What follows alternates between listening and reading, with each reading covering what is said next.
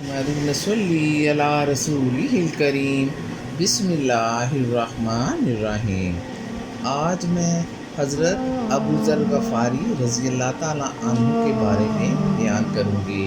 हज़रत अबू ज़र गफ़ारी रज़ी अल्लाह ताला अन्हु एक मशहूर सहाबी हैं जो बाद में बड़े ज़ाहिदों और उलमा में से हुए।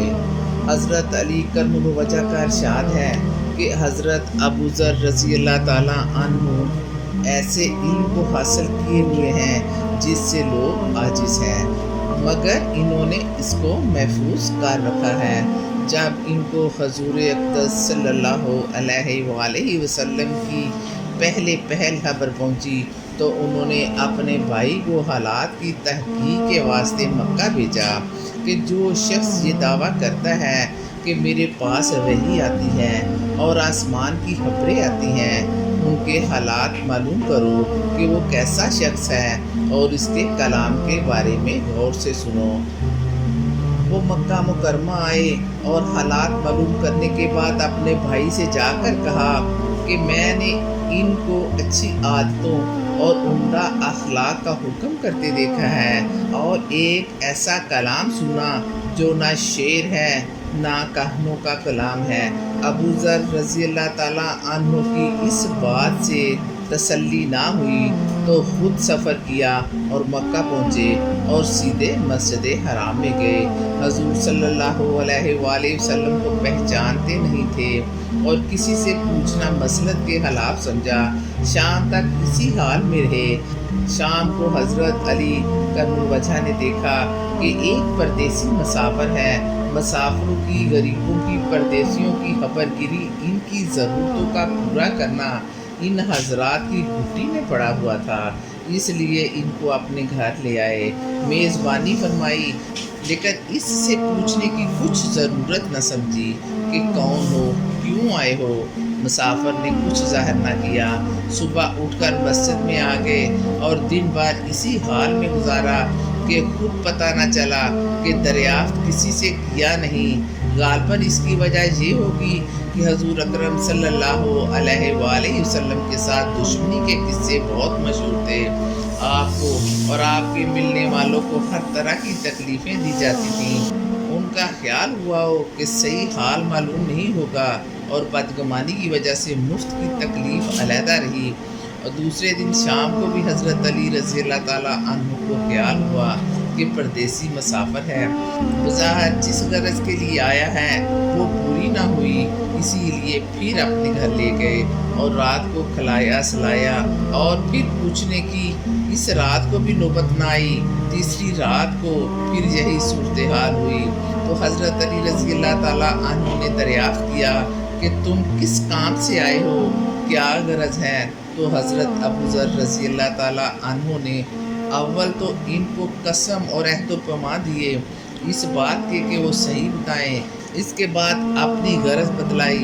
हज़रत अली करमुल वजह ने फरमाया कि वो बेशक अल्लाह के रसूल हैं और सुबह को जब मैं जाऊं तो तुम मेरे साथ चलना, मैं वहाँ तक पहुँचा दूँगा, लेकिन मुखालिफ का ज़ोर है, इसलिए रास्ते में अगर मुझे कोई शख्स ऐसा मिला जिससे मेरे साथ चलने की वजह से तुम पर कोई अंदेशा हो तो मैं अपना जूता दुरुस्त करने लगूँगा। तुम सीधे चले चलना, मेरे साथ ठहरना नहीं, जिसकी वजह से तुम्हारा मेरा साथ होना मालूम ना हो।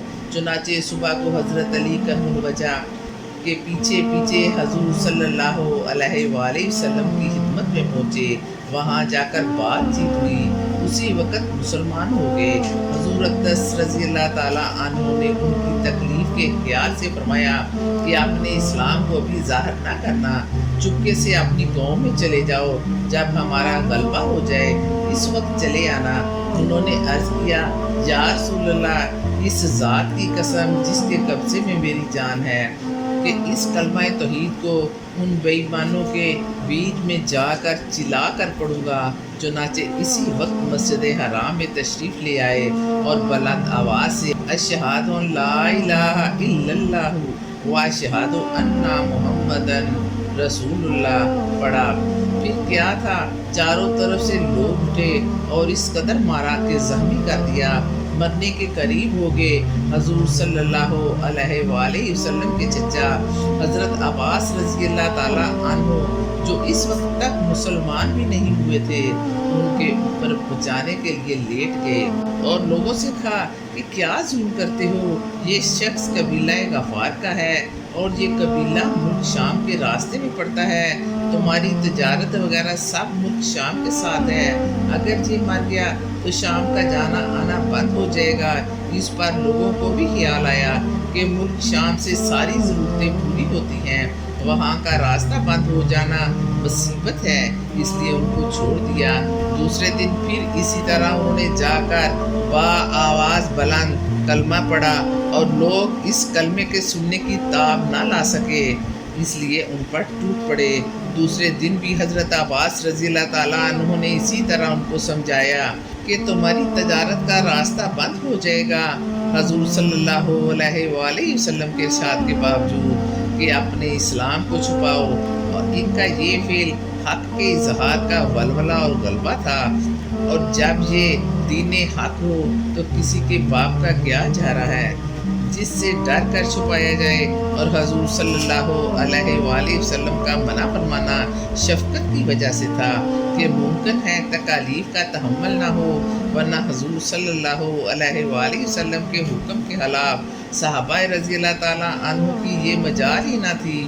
چنانچہ اس کا کچھ نمونہ مستقبل بعد حضور اقدس صلی اللہ علیہ وآلہ وسلم خود ہی دین کے پھیلانے میں ہر قسم کی تکلیفیں برداشت فرما رہے تھے، اس لیے حضرت ابو ذر رضی اللہ تعالیٰ عنہ سے سہولت پر عمل کی بجائے حضور صلی اللہ علیہ وآلہ وسلم کے اتباع کو ترجیح دی۔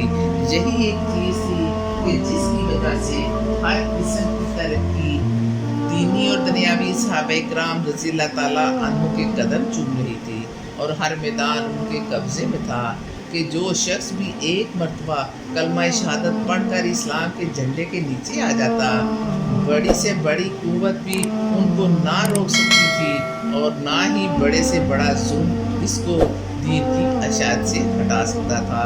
اللہ تعالی ہم سب کو اسلام کے ارکان پر اور اسلام کے اصولوں پر چلنے کی توفیق عطا فرمائے، اور ہمیں ماں باپ کا فرما بردار بنائے۔